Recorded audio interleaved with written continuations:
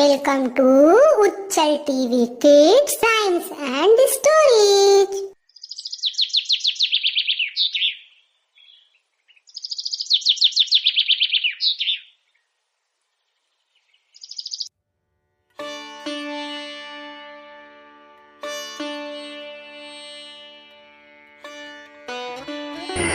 जी हमारी गरीबी कभी दूर नहीं होगी क्या? क्या हमें पूरे जीवन ऐसे आधा पेट खाकर ही बिताना पड़ेगा क्या? भाग्यवान, मैं लकड़ी काटने और बेचने के अलावा कर भी क्या सकता हूँ। देखते हैं हमारे जीवन में अगर सुख लिखा होगा तो वह सुख हमें। अच्छा भाग्यवान, अब मैं चलता हूँ। मेरा लकड़ियाँ लेने जाने का समय अब हो चुका है। अरे मेरे प्यारे गधे, चलो अब लकड़ियाँ लाने का हमारा समय हो चुका है। इतना कहकर लकड़हारा अपने गधे को लेकर जंगल की तरफ लकड़ियाँ काटने चला जाता है। मेरे हिसाब से यही पेड़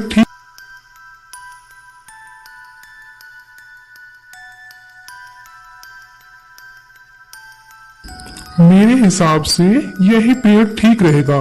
चलो इसी पेड़ को काट लेता हूँ।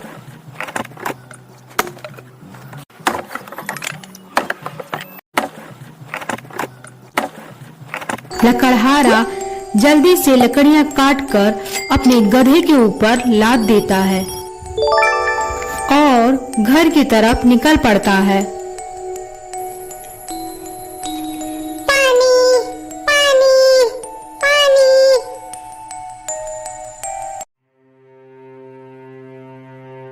अरे ये किसकी आवाज है? मुझे लगता है कोई परेशानी में है। चलो चलकर देखता हूँ। लकड़हारा जल्दी से उस दिशा की ओर जाने लगता है जिधर से आवाजें आ रही थी।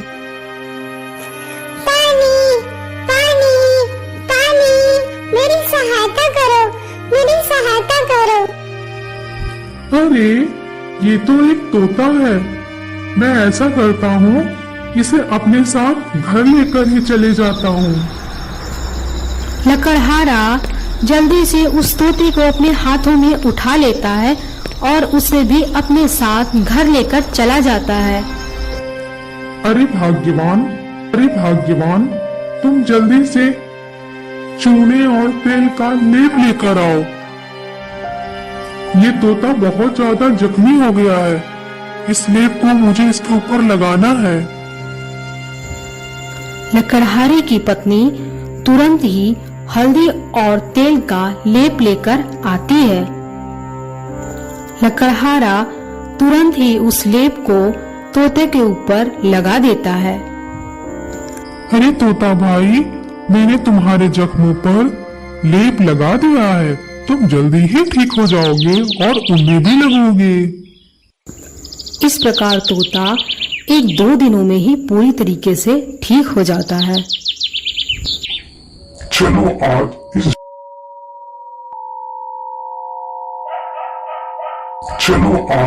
झोपड़ी में ही चोरी कर लेता हूँ। शायद कोई चीज मिल जाए। इतना कहकर चोर झोपड़ी में घुस जाता है। तोता उस चोर को देख लेता है और जोर जोर से चिल्लाने लगता है। मालिक उठिए, देखिए चोर आ गया है। मालिक उठिए, देखिए चोर आ गया है। अरे मालिक जल्दी उठो, देखो चोर आया है। अरे मालिक जल्दी उठो, देखो चोर आया है।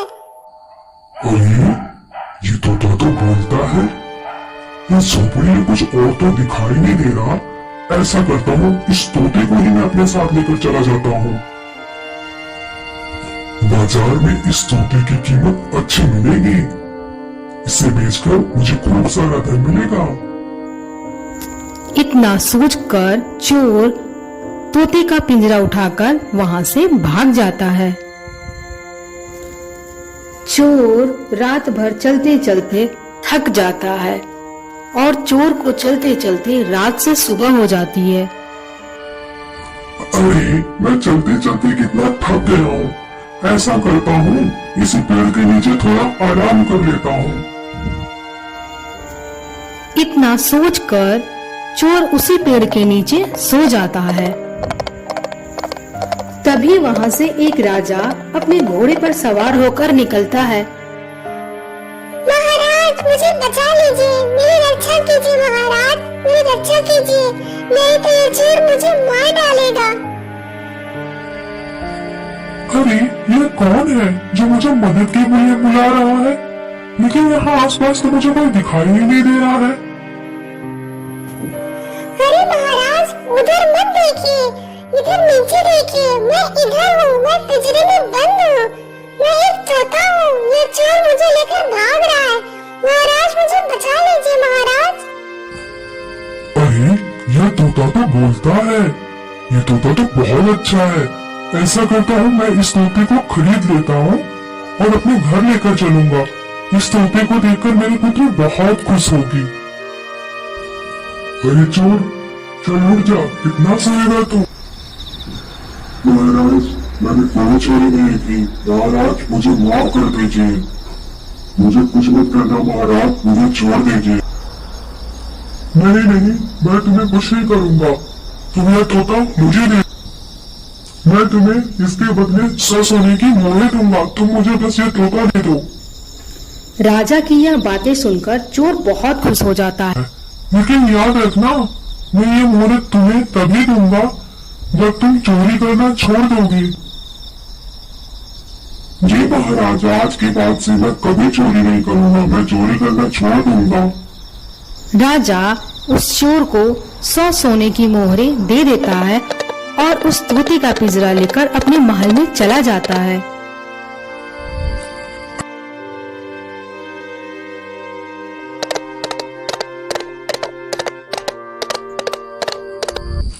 अरे राजकुमारी, देखिए मैं आपके लिए क्या लेकर आया हूँ। वाह पिताजी, ये तोता तो कितना सुंदर है। हाँ पुत्री, यह कोई नॉर्मल तोता नहीं है, ये तो इंसानी भाषा को भी समझ सकता है। पिताजी ये तो एक अद्भुत तोता है। पिताजी इस तोते को मैं हमेशा अपने पास रखूंगी। राजकुमारी तोते की बहुत सेवा करती थी, रोज उसे अच्छे अच्छे व्यंजन खिलाती थी, लेकिन तोते को लकड़हारे की बहुत याद आती थी।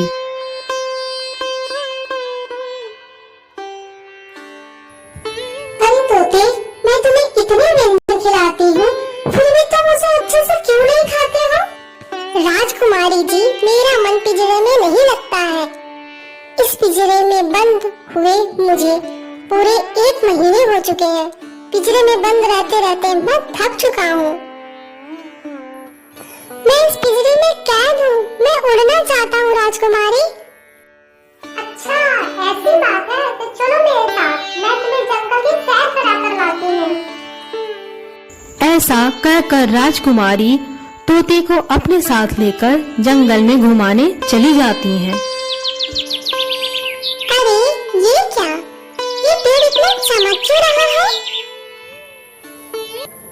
क्या यह पेड़ कोई जादुई पेड़ है? अरे राजकुमारी देखिए, ये पेड़ इतना चमक क्यों रहा है? क्या यह कोई जादुई पेड़ है? अरे हाँ, ये पेड़ तो बहुत चमक रहा है, ये जादुई पेड़ ही है। चलो इसके पास ही चलते हैं। राजकुमारी और वह तोता उस पेड़ के पास चले जाते हैं और उस पेड़ को ध्यान से देखने लगते हैं। राजकुमारी जैसे ही उस पेड़ को स्पर्श करती है, उस पेड़ के अंदर समा जाती हैं। तोता यह देखकर बहुत डर जाता है कि राजकुमारी कहाँ गायब हो गई। हे भगवान, ये क्या हो गया? राजकुमारी कहाँ गायब हो गई? मुझे यह खबर जल्दी से राजा के पास देनी होगी। तोता राजा के पास राजकुमारी की खबर देने चला जाता है।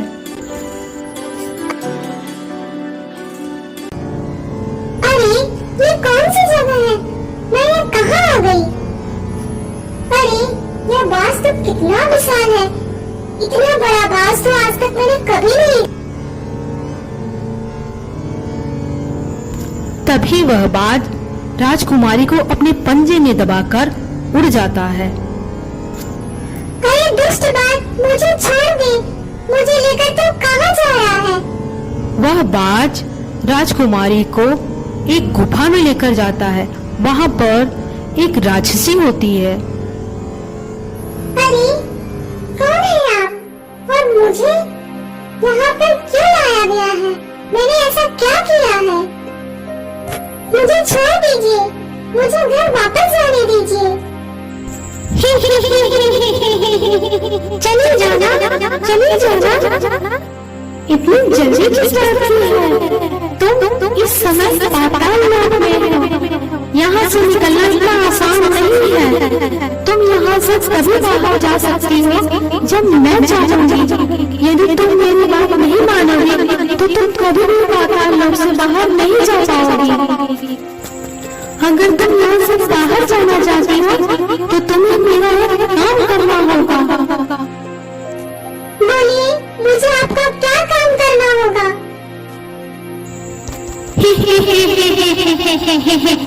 राजकुमारी, तुम्हें मेरे लिए अमृत लेकर आना होगा। ये अमृत हमें कहाँ मिलेगा? ये अमृत तुम्हें सब पहाड़ियों पर मिलेगा। लेकिन यह पहाड़ी हमें कहाँ मिलेगा? वह राक्षसी राजकुमारी को अमृत लाने का मार्ग बताती है। राक्षसी अमृत पीकर अमर होना चाहती थी और पूरी दुनिया पर राज करना चाहती थी। वह राक्षसी बाज को अपने बस में कर रखी थी। उसी बाज के द्वारा व्यक्तियों को अपने पास पकड़वाकर राक्षसी लाती थी। राक्षसी की बातें सुनकर राजकुमारी अमृत लाने के लिए चल देती है।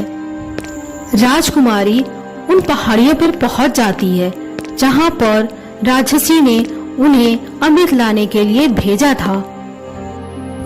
मुझे लगता है इसी गुफा में ही अमृत होगा। मुझे इसी गुफा के ही अंदर जाना चाहिए।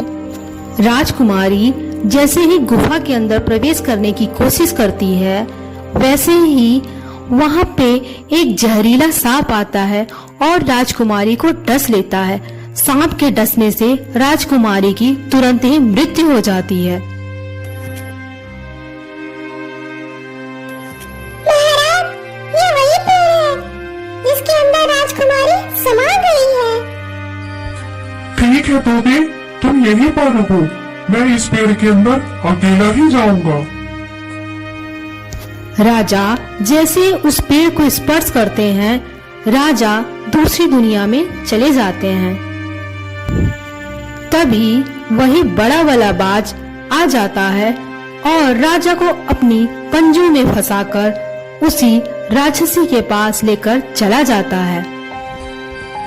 कौन है आप और मुझे यहाँ पर इस प्रकार लाने का आपका क्या कारण है? मेरी राजकुमारी कहाँ है? मेरी राजकुमारी को आप मुझे वापस दे दीजिए। महाराज, आप चिंता मत करिए, जल्दी ही आप अपनी राजकुमारी से मिलेंगे।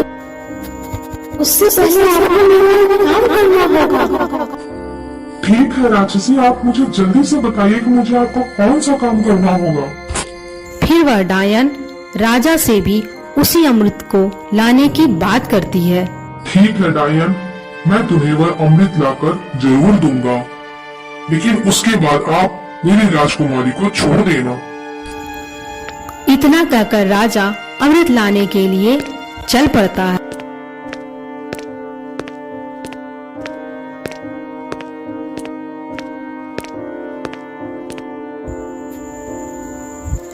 राजा चलते चलते उसी गुफा के पास पहुंच जाता है।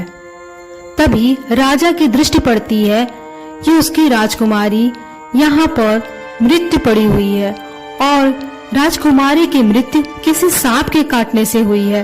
राजा को समझ में आता है, अर्थात यहाँ पे जरूर कोई विषैला सांप है। मैं उस डायन को जिंदा नहीं छोड़ूंगा जिसने मेरे पुत्र की यह दशा की है। मुझे लगता है इस गुफा में कोई जहरीला सांप है।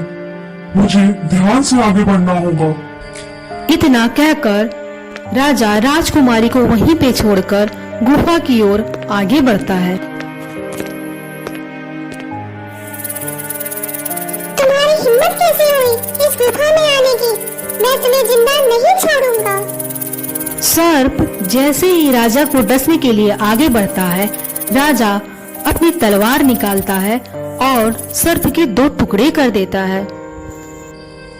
दुष्ट, तुमने ही मेरी पुत्री को मारा है। मैं तुम्हें जिंदा कैसे छोड़ सकता हूँ? इतना कहकर राजा गुफा में आगे बढ़ता है। जैसे ही राजा गुफा में अंदर की ओर प्रवेश करता है, तभी 2 तरफ से 2 तीर आकर राजा को छूते हुए निकल जाती है। तब राजा अपना कदम पीछे ले लेता है और यह ध्यान देता है कि ये तीर किस दिशा से आ रही है। अरे ये क्या, इस गुफा में तो तीर की वर्षा होने लगी। अब मैं क्या करूं? अभी तक कैसे पहुंचूं? मुझे कोई उपाय सोचना होगा। फिर राजा तीर चलने की प्रक्रिया को ध्यान से देखने लगता है।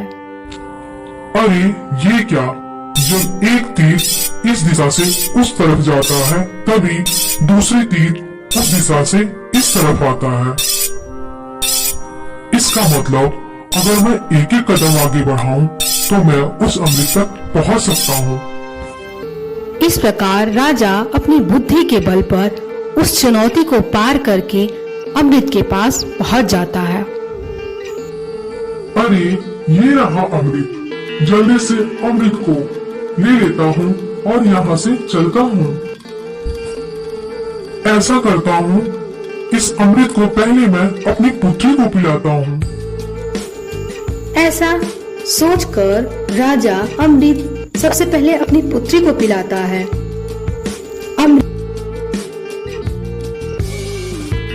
ही उसकी पुत्री जीवित हो जाती है। अरे पिताजी, आप यहाँ कैसे आ गए? पुत्री, मैं तुम्हें लेने आया हूँ। अब तुम बिल्कुल भी चिंता मत करो, अब तुम्हें यहाँ पर मैं लेने आ गया हूँ। फिर राजा बचा हुआ अमृत खुद पी लेता है और थोड़ा सा अमृत उस सर्प को भी पिला देता है, जिससे वह सर्प जीवित हो जाता है। राजा अपनी पूरी कहानी उस सर्प को सुना देता है। मैंने तुम्हें इसलिए जीवित किया है ताकि तुम इस अमृत की रक्षा कर सको। महाराज, मैंने आपको पहचानने में भूल कर दी।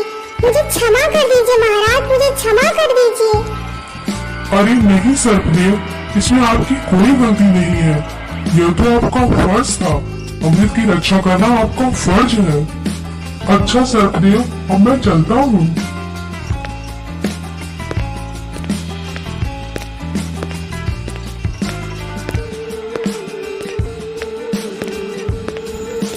राजा अमृत के स्थान पर बोतल में तालाब से साधारण जल भर लेता है और राक्षसी के पास पहुंच जाता है। ये लीजिए राक्षसी, आपके लिए अमृत ले आया हूँ।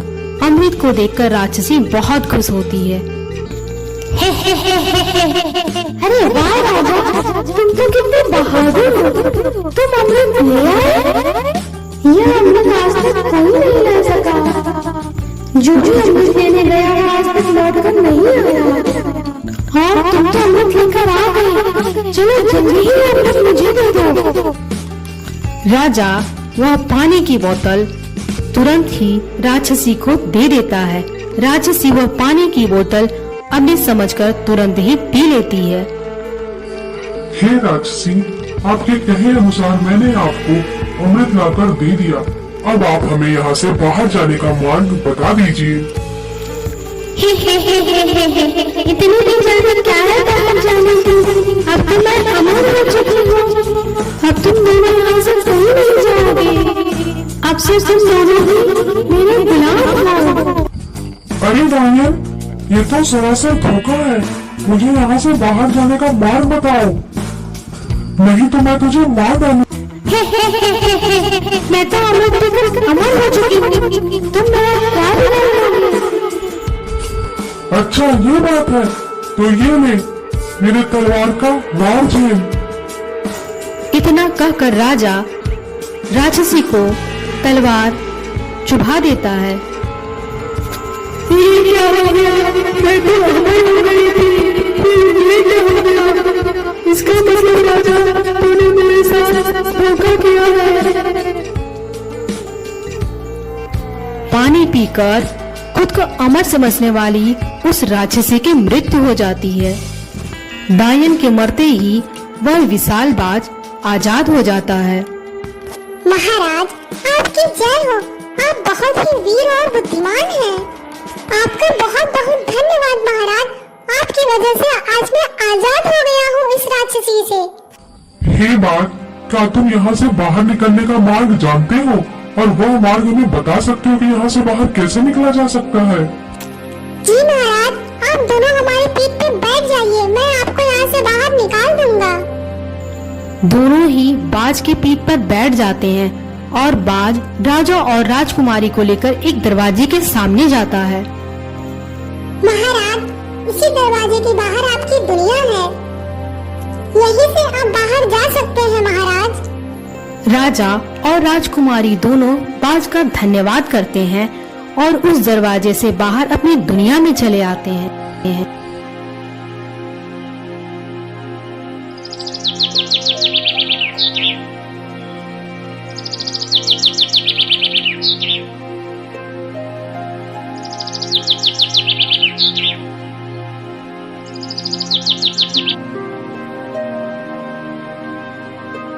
हे मेरे प्यारे तोते, अगर आज तुम न होते तो मैं अपनी पुत्री को न बचा पाता।